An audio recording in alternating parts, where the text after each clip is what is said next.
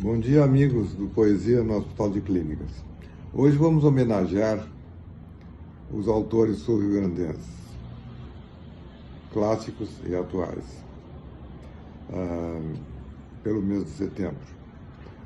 E queríamos, em primeiro lugar, lembrar de duas autoras sul-rio-grandenses que foram pioneiras.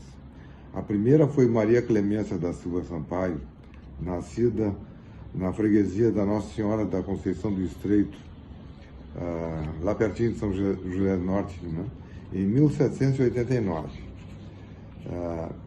Ela foi muito importante porque ela foi uma das primeiras professoras que se estabeleceram ali na zona onde chegaram os açorianos na metade sul do estado. E ela publicou provavelmente as primeiras poesias nos jornais da época, e ela ficou muito conhecida pelos chamados versos heróicos, em que ela, inclusive, lançou no momento em que Dom Pedro I declarava a independência do Brasil. A segunda autora sul-rio-grandense, também desta época, nascida em São José do Norte em 1791, foi Delfina Benigna da Cunha, também chamada de Ceguinha, porque com menos de 2 anos de idade ela adquiriu varíola, que a deixou cega.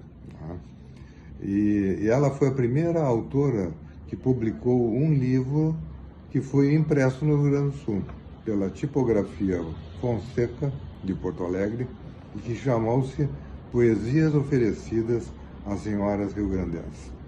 Eu vou ler um poema dessa publicação.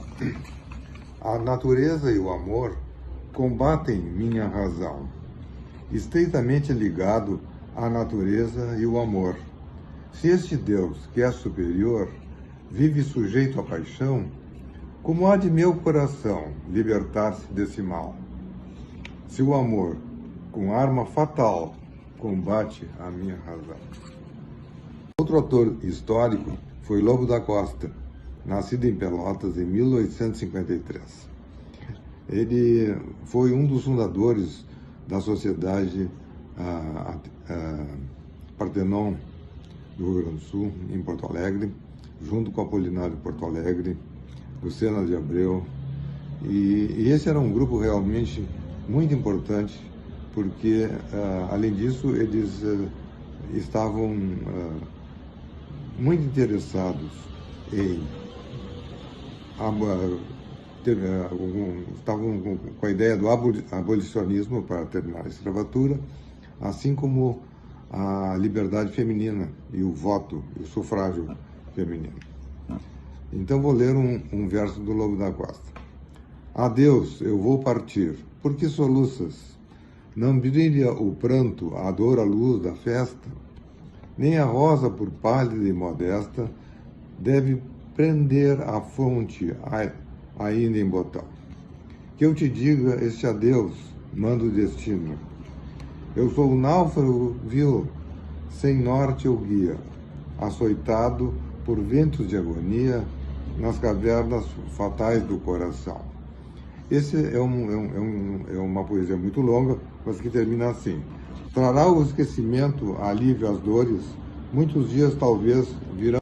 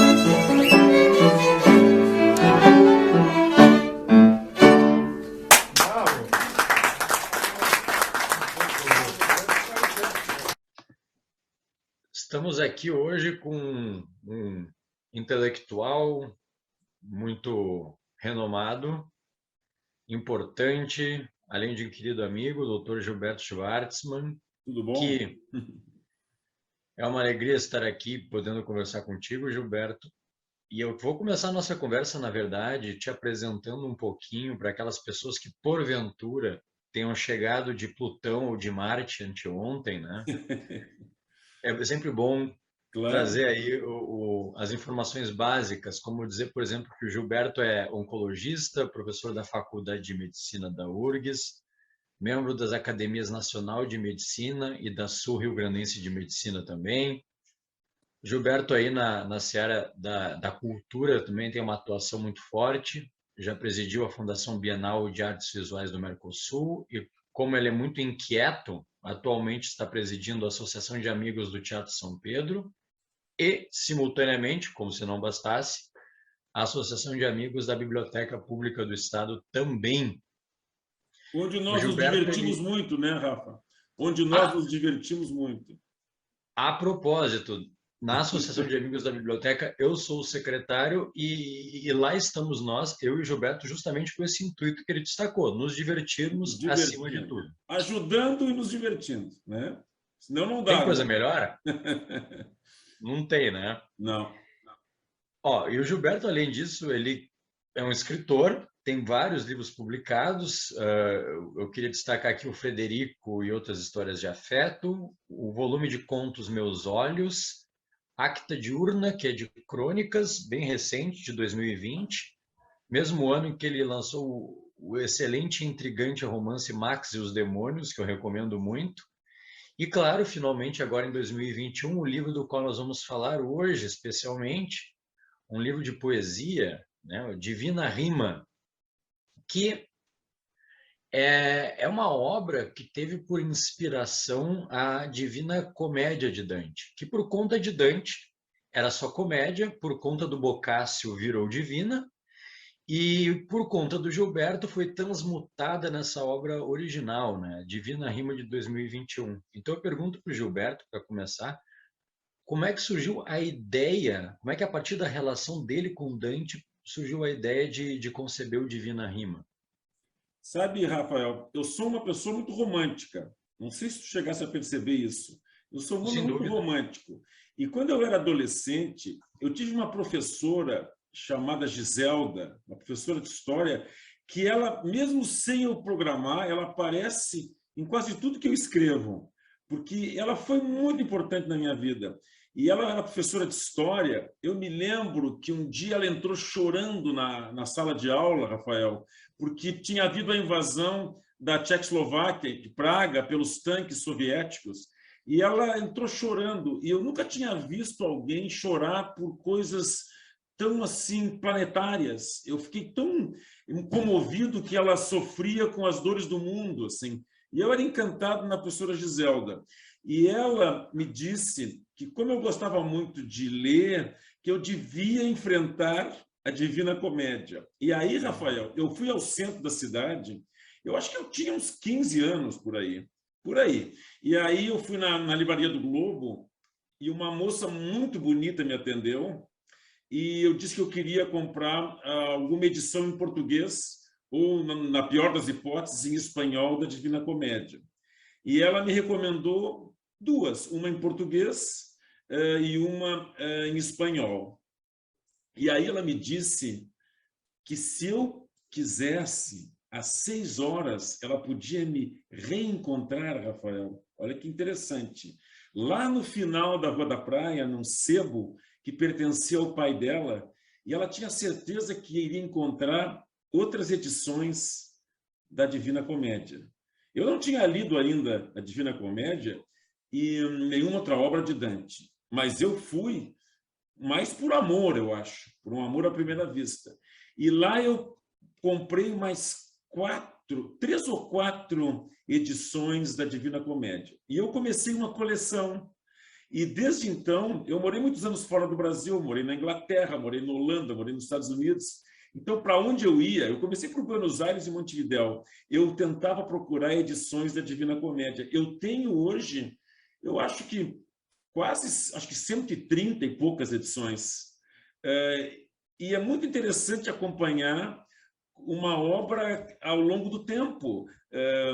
Meu Deus, o Dante nasceu no século XIII e tem depois edições a partir do século XVI, assim começa assim uma chuva de edições já assim estruturadas. Então a gente tem, parece que a Divina Comédia e o Dante fazem parte do nosso imaginário sempre, né? A gente usa até termos dantesco, né? Até a visão de inferno que a gente tem, tem tantas coisas assim que o Dante mexe conosco. Então eu tenho essa relação com a Divina Comédia há muito tempo. Tá? Todos os amigos meus que me visitam, eu sempre me exibo por alguns minutos na minha biblioteca mostrando o meu setor da Divina Comédia. Eu tenho também uma bela coleção de ilustrações de todos os grandes ilustradores, do Botticelli. Tem uma belíssima agora que a Unicamp editou há alguns anos, linda, com todas as ilustrações do Botticelli, uma coisa belíssima. Eu tenho as do Doré, todas possíveis.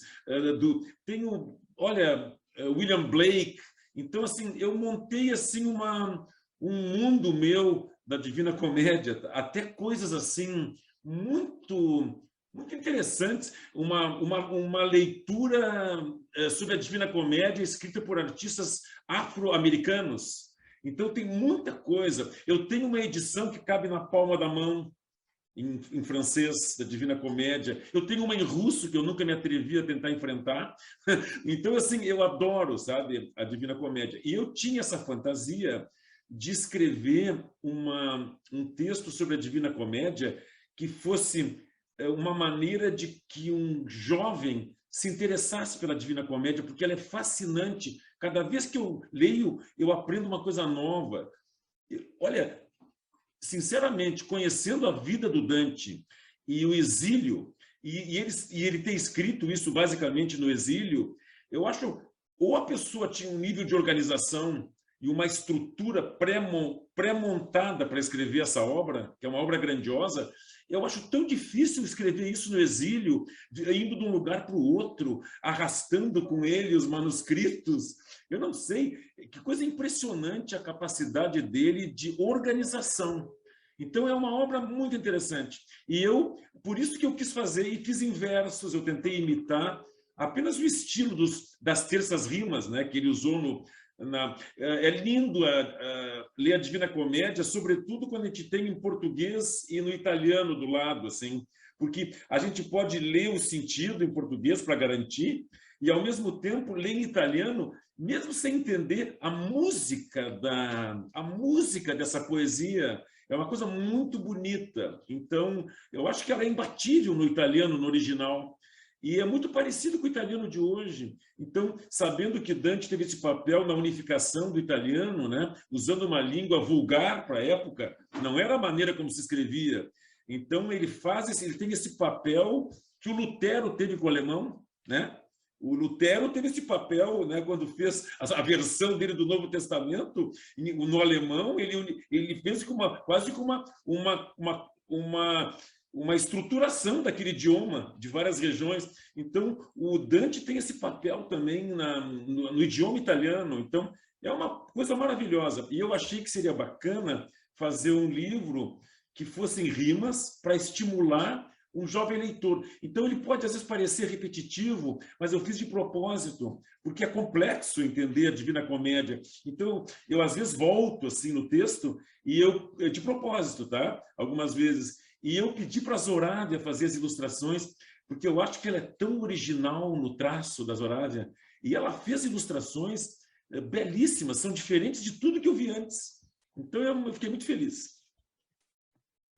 Pois então, o Gilberto largou aí várias sementes no meio do caminho que dão muito assunto para nós conversarmos. Uma coisa interessante que me passou pela cabeça é justamente que muitas vezes escritores têm obsessões com certas obras e por vezes essa obsessão se traduz num colecionismo, né? Numa tendência a colecionar edições daquele livro especificamente. Eu conheço um colega, o escritor Caio Ritter, ele tem essa mania com Alice no País das Maravilhas. Sim, que é muito Eu interessante. tenho com o Pequeno Príncipe. Então, Sim. Ah, eu acho também lindo. cada um com as suas obsessões Pequeno Príncipe literárias, eu né? li várias vezes na adolescência. Bom, sem querer fazer paralelos, mas já fazendo o Pequeno Príncipe e a Divina Comédia, eles têm muita coisa em comum, se você Tem, parar para tem pensar, né? sim, Essa tem. cosmovisão, É, essa coisa da jornada, né, por dentro de todo um isso, universo, né? é. Mas, enfim, ah, pegando um outro aspecto, Gilberto, do que tu colocaste, né? Como é que eu vou dizer, esse gosto pelo livro do Dante, essa admiração pela pertinácia dele, pela organização dele, pela obstinação dele em compor essa obra tão estruturada, tão, digamos assim, tão complexa, num período, enfim, que ele passou fora da sua cidade natal, no exílio. Pegando essa tua grande admiração, tu tiveste como missão buscar compartilhá-la, e se eu entendi bem, especificamente para um público jovem, não é? Eu digo jovem e pessoas que não leram ainda a Divina Comédia, porque eu tenho a impressão que tem tanta coisa a ser explorada na Divina Comédia. Por exemplo, se a gente for analisar todas as vertentes que desembocam nessa obra, tem obviamente, religião, filosofia, política, meu Deus, tem questões até de geografia, tem as estiradas até do conhecimento, digamos assim, até das ciências, da matemática, da astronomia. É uma obra riquíssima, assim, nas suas diferentes, assim, nuances. E tem também uma coisa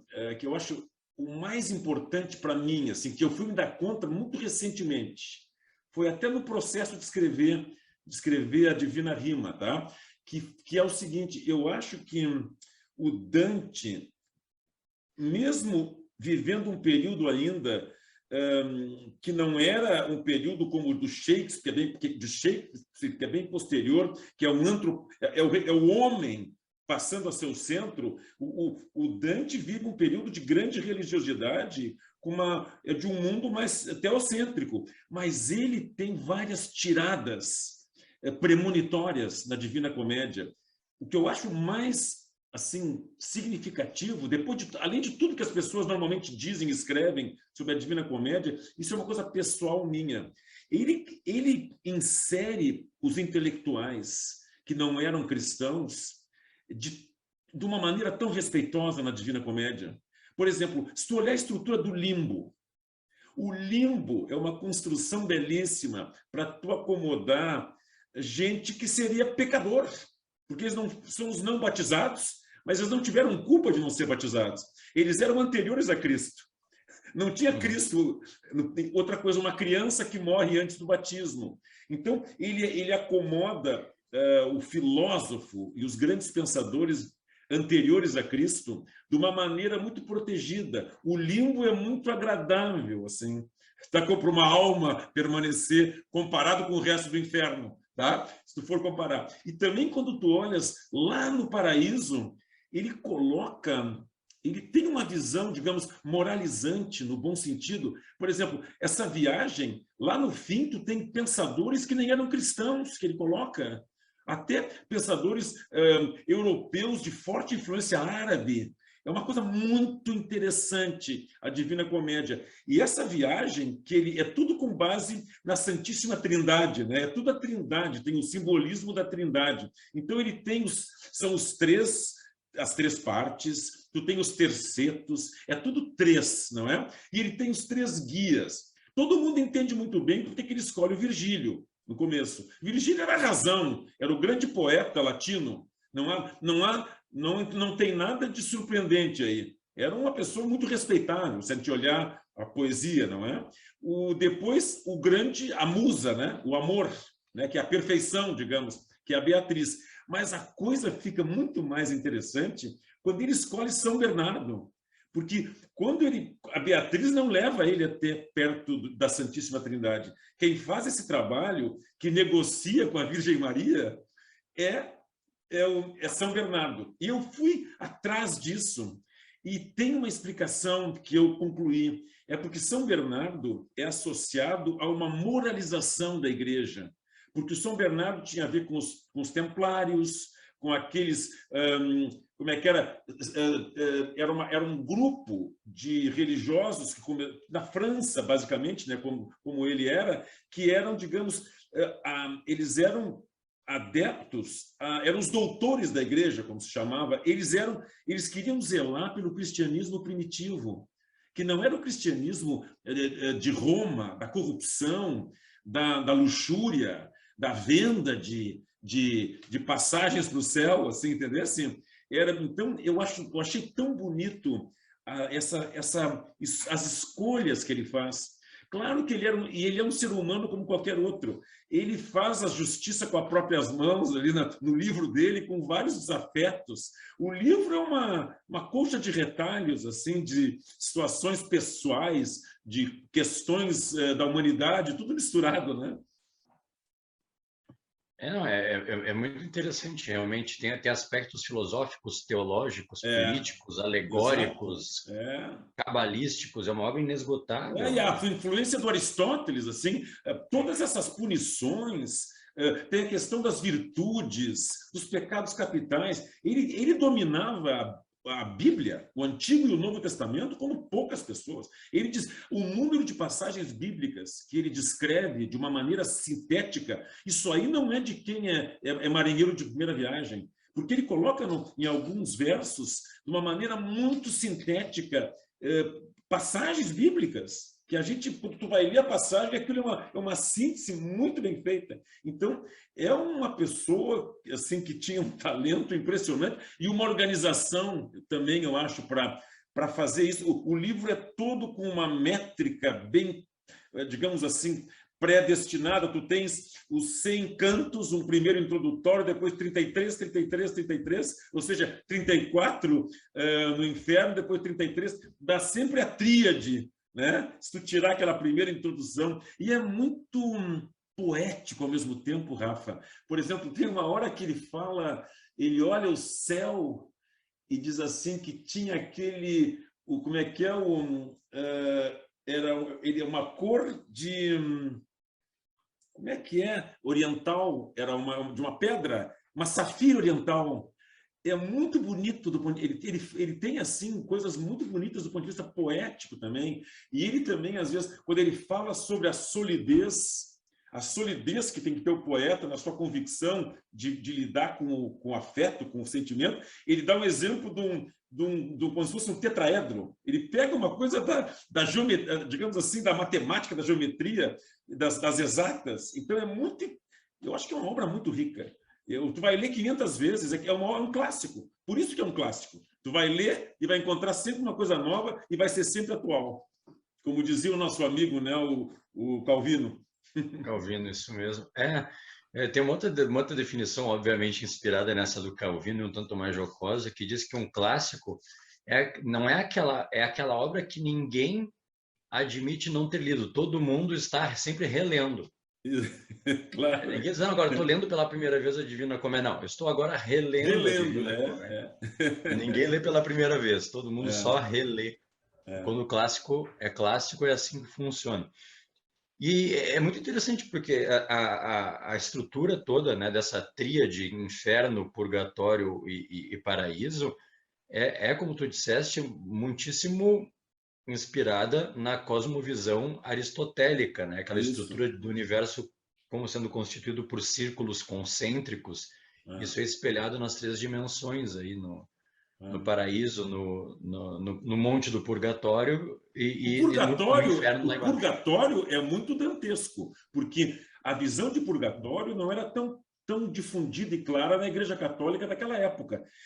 Isso aí, eu acho que tem um lobby muito forte da igreja aí, porque ele era um homem político, né? O Dante era uma pessoa que fez uma carreira política, ele tinha ambições, ele era um ser humano normal, com ambições, ele ele foi até prefeito, ele foi prefeito de Florença por algumas semanas, 2, 3 meses. Chegou a ser prefeito. E ele teve cargos naqueles conselhos, e aí que ele arruma desafetos também. Esse exílio aí é porque ele pertencia àquela briga dos guelfos e gibelinos, né? dos brancos e os negros. Né?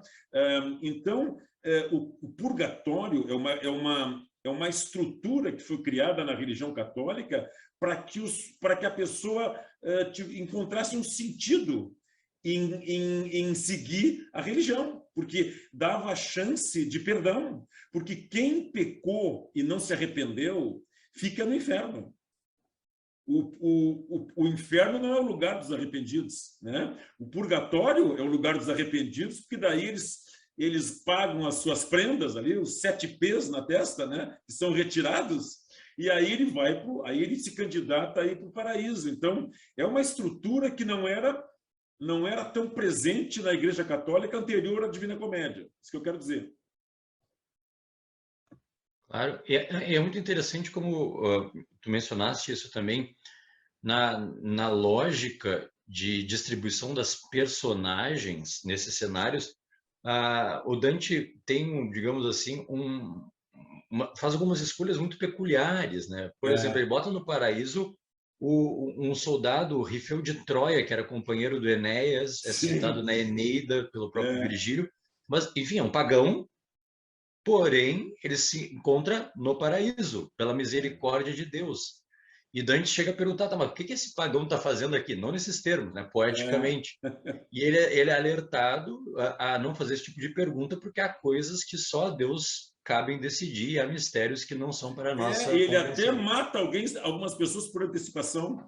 Tem uma passagem que o pai de uma pessoa está falando com ele, o pai de um amigo e tal, do Guido Cavalcanti, se eu não me engano, que até o Dante tinha culpa, porque ele achou que teve alguma coisa a ver com a condenação do Guido Cavalcanti, que era amigo dele, era poeta, mas o pai dele diz assim, mas o fulano que está fazendo aqui morreu, ele não tinha morrido ainda, na verdade, mas o Dante já botou ele na Divina Comédia como morto. Então ele se divertiu um pouco ali, lidando com o destino alheio ao mesmo tempo, né? Com certeza. E ele coloca no inferno um ex-professor dele, agora eu não me recordo o nome. O Bruneto, o Bruneto. O Bruneto, exatamente. O Bruneto, ele coloca no segundo Sodomitas. Ele foi obrigado. Eu acho que ele foi obrigado pelo seguinte, porque como tinha a moral vigente e tinha as várias graduações de penas que ele usava, aquela tipo lei do Talião, não é? Então, chamava-se o contrapasso. Esse era o termo que se usava para as doses, né? Tinha uma dosimetria para os pecados. Isso que que ele botou, esse poeta, é porque ele era homossexual, assumido. Então, ele tinha que, de alguma forma, colocar ele entre alguns dos pecadores ali. Mas era um poeta que ele admirava muito. Ele admirava muito ele. Tinha ajudado ele na formação dele. Ele tinha estudado com ele. O Dante estudou com ele. Exatamente, então ele faz algumas escolhas assim que às vezes são um pouco desconcertantes e tem que entrar justamente nesse tipo de minúcia, estudar a personagem para entender um pouco da lógica. O mais legal também, eu tô pensando alto aqui, uma coisa muito interessante que eu acho é que quando a gente olha, o Dante era um homem muito religioso, mas ao mesmo tempo muito crítico. É uma coisa assim, é parecido com quando a gente vai olhar o Nome da Rosa do Umberto Eco, que tu tens ali dentro do seio de uma corporação muito, digamos, reacionária, muito religiosa, é ali dentro que saem os dissidentes, é dali que saem as dissidências. Elas não vêm do céu, graças a Deus. Então eu acho que o Dante faz uma coisa preciosa na Divina Comédia do ponto de vista da humanidade. Ele faz uma coisa que eu acho que é salvadora, na minha opinião, é redentora, sobretudo para a cultura europeia. Ele acomoda cristianismo e filosofia. Ele não rejeita a filosofia, porque se nós estivéssemos só com cristianismo, coitado dos europeus, porque seria uma sociedade que não enxergaria nada a 1 centímetro. Então, assim, ele mantém ao mesmo tempo a religiosidade mas, em paralelo, ele demonstra um grande respeito pelo filósofo. Isso é um contraponto precioso, na minha opinião, do ponto de vista civilizatório, porque é a filosofia que vai fazer as perguntas, que vai questionar. Então, se nós estivéssemos só na mão de uma religiosidade absoluta, eu não sei onde nós estaríamos. Então, o Dante é um prenúncio muito salutar de uma transformação que está começando a acontecer num mundo totalmente ligado a Deus e a um controle, digamos, superior, né? Para depois uma transição em que a opinião do indivíduo vai aparecer 3, 4 séculos depois, né? Digamos, a partir de Shakespeare, lá por 1600 e pouco. Né? Mas sabe que agora tu mencionaste justamente esse que é um dos melhores, os aspectos que mais me fascinam, particularmente na comédia, que é esse amálgama que Dante faz entre a religião, o aspecto de teologia revelada, vamos dizer assim, e a filosofia. Por isso, por esse ingrediente e mais pela estrutura extremamente lógica, organizada, metódica que tu destacaste da obra, muita gente faz um paralelo entre a Divina Comédia e a Suma de Teologia do São Tomás de Aquino. Sim, que ele foi muito influenciado pelo São Tomás de Aquino. Uhum. Então, isso faz muito sentido. Ele lia muito o São Tomás de Aquino. E, aliás, é aí que está o ponto, justamente, né? São Tomás tomou para si justamente essa missão, né, de conciliar a doutrina católica com o pensamento aristotélico. E o Dante levou isso para o campo, claro, literário, poético. Claro. Eu acho que isso, para mim, se eu tivesse que escolher o aspecto, assim, do ponto de vista de humanidade, mais significativo, para mim, é isso.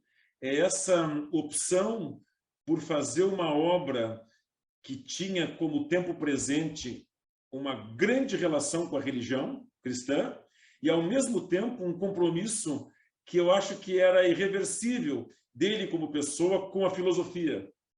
Então, porque ele era um questionador, ele era uma pessoa inquieta, ele era um político, então ele também queria mudar as coisas, né? E era um momento, Florença, para ter uma ideia, Rafael, às vezes as pessoas não se dão conta. O florim havia sido incorporado algumas décadas, antes ou depois. E o florim acabou sendo depois uma moeda fortíssima em quase toda a Europa. A Florença não era ainda dos Médicis, mas era uma Florença muito pujante, era muito cosmopolita. E essas coisas só acontecem num ambiente cosmopolita, em que tu faz uma obra em que tu meio que tu avança um pouco além do teu próprio tempo. Eu acho que ele fez isso. Essa coisa de acomodar cristianismo com filosofia, para mim, é o mais fascinante dessa obra. E fazer isso literariamente, poeticamente, é um trabalho digno de toda referência, né? Mas é interessante, porque daí o Dante ele vem basicamente ele acaba sendo um herdeiro de uma certa tradição, porque no século XII a gente tinha ali caras na tradição árabe e judaica, como Maimônides, Averroes, Avicennas, que estavam justamente tentando compatibilizar Aristóteles com a sua fé. Logo na esteira, ali no século XIII, veio São Tomás de Aquino, que influencia diretamente o Dante, e ele leva isso, né, para um novo patamar, né, que é fazer disso matéria de literatura. E traz essa beleza. E ele tem uma coisa tão poético. Por exemplo, aquela última frase, os três, ele é tão metódico na estrutura que ele termina com estrelas, as três partes. A última palavra é estrela. Mas no final, eu adoro, por exemplo, algumas coisas dele, assim, abrindo parênteses, eu adoro os desmaios do Dante. Quando tem momentos meio críticos, que ele não consegue explicar mesmo como é que ele vai fazer aquela costura, ele desmaia. Isso tem, no começo ali, quando ele está com o barqueiro, com o Caronte, já tem um desmaio. Então, ele tem vários desmaios. E, por exemplo, eu achei de uma nobreza, de uma grandeza de espírito, ele, no final, se colocar como humano, e aí, não merecedor de enxergar a Santíssima Trindade. Porque ele faz uma viagem, digamos, para se purificar e virar um cristão e se aproximar de Deus. Mas quando ele chega perto e que ele vai ver a Trindade, naqueles 3 círculos que viram um só, ele se nega, ele vê que eu sou humano, eu não tenho nem o direito, eu não posso me atrever a enxergar, eu não posso enxergar Deus. Eu tenho que enxergar uma coisa próxima a Deus. E aí termina. E ele diz no final, o amor, não é, que move o sol e as mais estrelas. Ou seja, toda essa construção, minha gente, quer explicar? Explica pelo amor. Né? Uma força superior, subjetiva, né? Que aí junta religião, amor a Deus, amor ao ser humano. Então, eu acho uma obra fascinante, sabe? É o amor, é isso aí, uma força criadora, né? Isso mesmo. Mobilizadora, que era, aliás, a mesma força que move a pena do escritor na hora de compor a sua obra. E daí, para a gente voltar, na verdade, para a Divina Rima, eu queria te fazer mais uma pergunta, Gilberto, sobre o livro, né? O teu livro que tu lançaste agora aqui em 2021, com essa inspiração toda, né? Com todo esse arcabouço dantesco nas costas aí.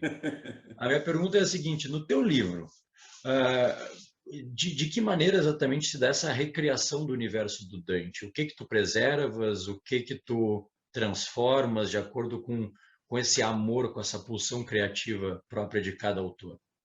Olha, eu escrevi, eu sei como eu comecei, mas eu não sabia como é que eu ia terminar.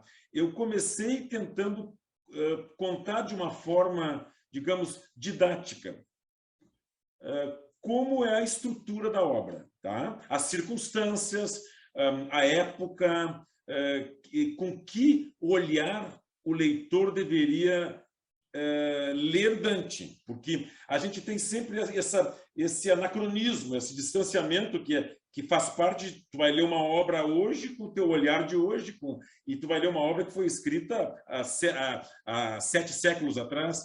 Então, eu primeiro quis estruturar, digamos assim, uma parte mais assim formal de entendimento sobre a estrutura, mas quando eu comecei a fazer assim, escrever, e eu misturava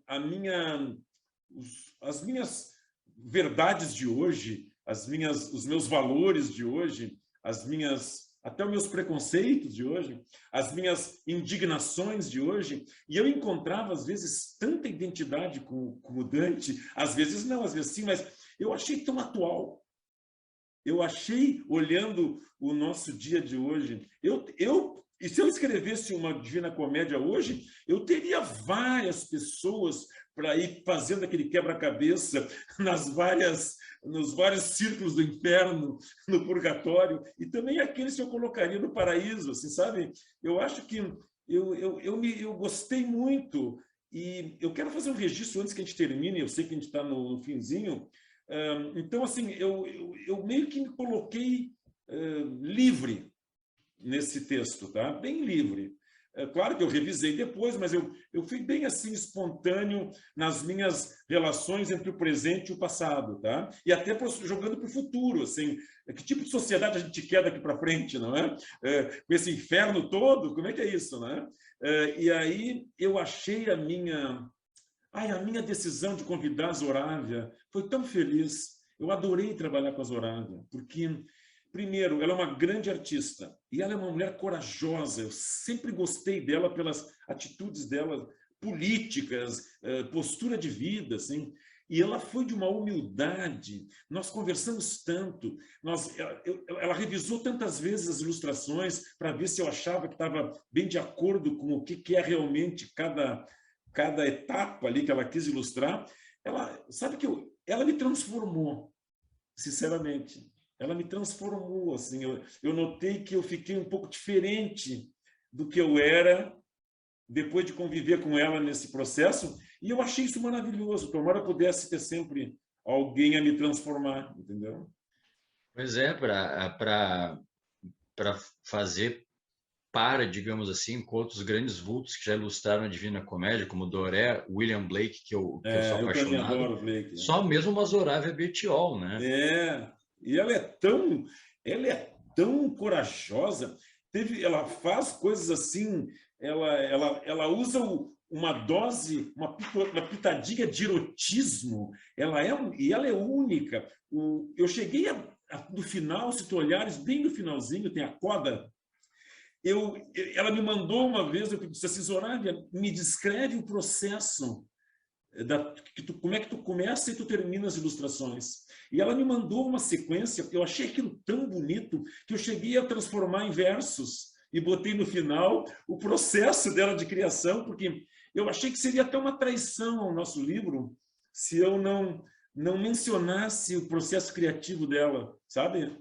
Foi muito legal. Que maravilha. Não, o livro, enquanto objeto, o livro está belíssimo também. Sem falar no conteúdo, que todo mundo que está nos assistindo já pode imaginar, se não leu ainda vai ler.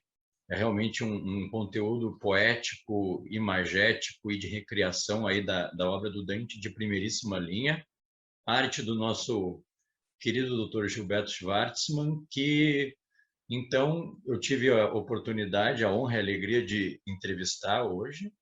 E foi uma satisfação, Gilberto. Eu deixo aí contigo as últimas palavras para convidar o pessoal que está nos assistindo para ler o livro e já, de repente, já fazer um convite, que eu sei que tem mais livros no forno, né? Então já pode fazer uma propaganda aí, a hora do merchan. Não, eu queria agradecer ao nosso querido amigo comum, Rogério Xavier, que lidera o nosso grupo de poesia do Hospital de Clínicas, não é? De Porto Alegre. Essa nossa conversa vai aparecer em algum momento durante esse evento do nosso sarau do Hospital de Clínicas, daqui a alguns dias, não é? E também dizer que eu agradeço ao Rogério por ter te escolhido como meu entrevistador hoje, porque eu tenho assim uma impressão, olha, eu diria, maravilhosa em relação à nossa convivência que a gente tem tido aí recentemente através da biblioteca pública, né, Rafael? Então, eu me sinto muito honrado aí em poder ter conversado contigo. E esse livro que está saindo é de poesias, é uma mistura. Eu sou uma pessoa que tenho muita dificuldade de transitar num estilo único, eu nem sei que estilo seria. Eu às vezes me confundo, eu acho que a prosa e a poesia ficam dançando de um lado para o outro, assim. Eu às vezes escrevo um texto em prosa e da maneira como eu leio, parece música e vira quase poesia e vice-versa. Então, esse livro que está saindo é bem como o seu título, é um gabinete de curiosidades. Intrigante. Fica aí, então, a isca. E muito obrigado, Gilberto. Muito obrigado para todo mundo. Até uma próxima oportunidade de conversar aí nesse sarau literário. Um abraço, então, Rafael. Abraços. Jair Ferreira, professor da Faculdade de Medicina da UFRGS. Para a participação no nosso sarau de setembro de 2021, nos foi solicitado que apresentássemos obras de autores gaúchos, cujo tema fosse redenção. Eu escolhi para cantar uma música do compositor gaúcho Jerônimo Jardim, chamada Suor e Sal. Ela foi inspirada nas duras condições em que viviam os escravos que nos séculos XVIII e XIX trabalhavam nas charqueadas do Rio Grande do Sul. Daí o nome Suor e Sal. As aspirações de redenção, isto é, de liberdade desses homens, estava simbolizada nos lanceiros negros, escravos que lutavam com os rebeldes na Revolução Farroupilha com a promessa de, ao final, receberem a alforria. A redenção para esses escravos nunca veio, pois uma parte perdeu a vida em combate, principalmente naquele que ficou tristemente conhecido como o Massacre dos Porongos. Outros foram recapturados pelos imperiais e voltaram para a escravidão. Suor e Sal tem acompanhamento ao violão de Toneco da Costa.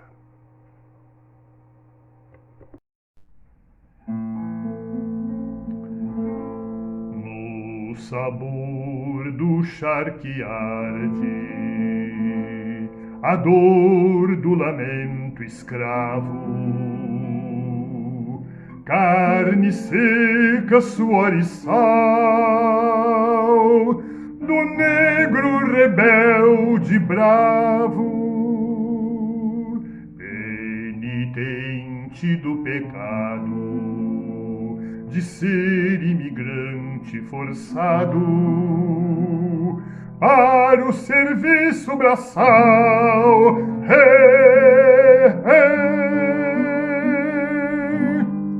Retumbo, sopapo, chocalho, porongo, a benção, meu pai do Congo. O céu dessa terra é tão lindo e azul. Negro quer ser livre no Rio Grande do Sul. Retumbo, sopapo, chocalho, porongo, a benção, meu pai do Congo. O céu dessa terra é tão lindo e azul. Negro quer ser livre no Rio Grande do Sul. 5.000 homens de cor da longe terra do Congo, de cansaço e de tanto horror, no sopapo e no porongo, pras entidades do além, gritam que o céu é também de quem tem a pele preta.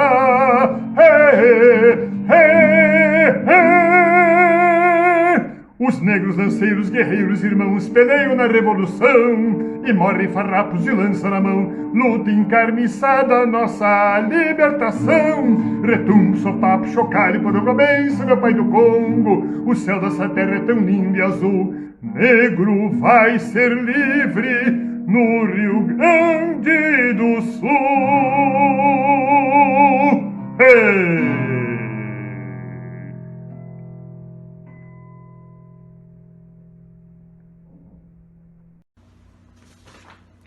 Boa noite a todos, nesse momento de poesia do Hospital de Clínicas de Porto Alegre. Estou muito feliz de poder participar. Meu nome é José Luiz Rosati, sou aqui de Niterói, Rio de Janeiro, e estou participando a convite do professor Rogério Xavier.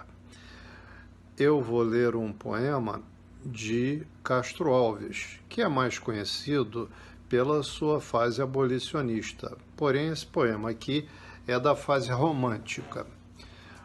O nome do poema é O Baile na Flor.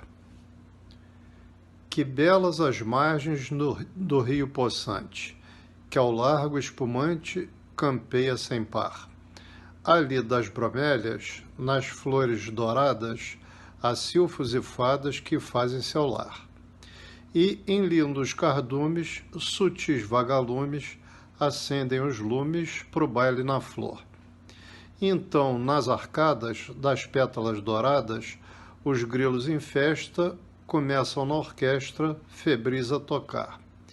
E as breves falenas vão leves, serenas, em bando girando, valsando no ar.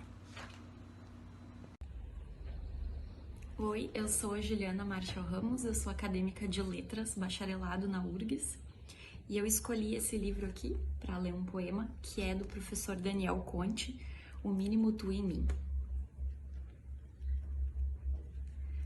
O poema se chama Volatilidade. Ao estacionares o teu corpo no banco da praça, te insere no silêncio das folhas. Ao estacionares teu corpo no banco da praça, te inseres no silêncio do tronco. Ao estacionares teu corpo no banco da praça, te insere no silêncio dos jornais falecidos nas lixeiras. Ao estacionares teu corpo no banco da praça, te inseres no silêncio do rio que jorra embaixo dele. Tu te pensas único e sólido, mas há um rio que corre debaixo de ti. Obrigada.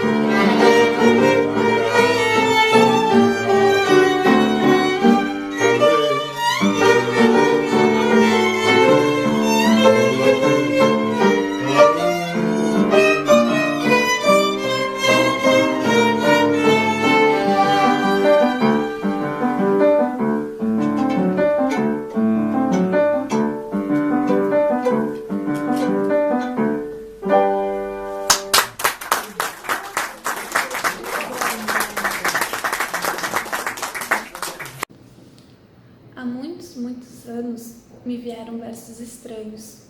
De pálpebras abaixadas, uma cega segredava na grave voz sensitiva a alguém de visível face. Conta se são lilazes meus abraços, ou se há jeito de flor pelo meu rosto. Existe algo dourado em minha fala? Oh, poder encontrar cor nas palavras. Os azuis são dos tons das frases boas, e os verdes, cor dos passos que me trazes, e os brancos, mais vazios que eu senti? A cega eras tu, Delfina, falavas a teu amado, amado que nunca vi. Sou Lília Souza, membro da Academia Sul-Brasileira de Letras. Trago-lhes um poema de minha autoria, Secreto. Jardim secreto esconde a flor que desabrocha em mistérios e acorda a madrugada. E ali há uma cascata de risos e uma adaga de prata colhida da lua. Plantada no chão, uma estrela cadente brilhando nos olhos que despertam o dia. Um raio de esperança fincado entre as pedras, brotando a semente de paz para o mundo. Obrigada. O Batalhão das Letras, de Mário Quintana. O E da nossa esperança, que é também o nosso escudo. É o mesmo E das escolas, onde se aprende tudo. Quem diz que ama poesia e não sabe a fazer, é apenas um poeta inédito, que se esqueceu de escrever. Com X se escreve xícara, com X se escreve xixi. Não faça xixi na xícara, o que irão dizer de ti? Tchau!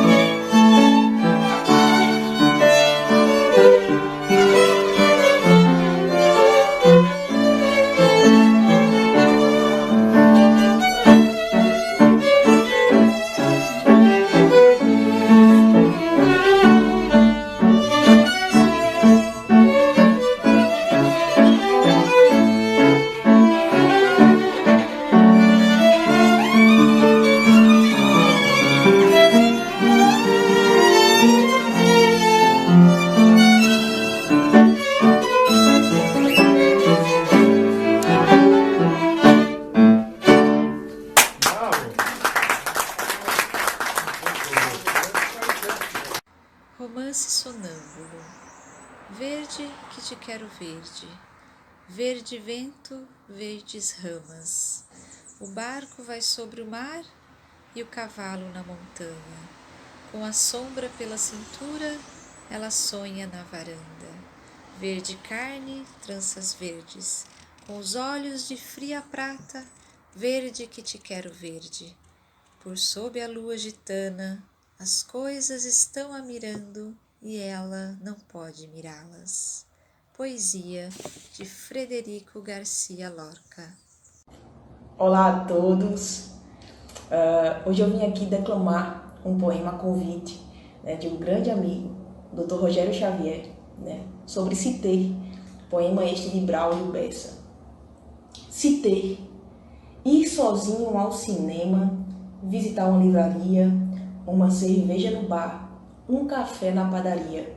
Ter você para você mesmo também é ter companhia. Nem sempre estar sozinho é sinal de solidão. Vez por outro o mundo chama e a nossa resposta é não, por ter marcado o encontro com o próprio coração.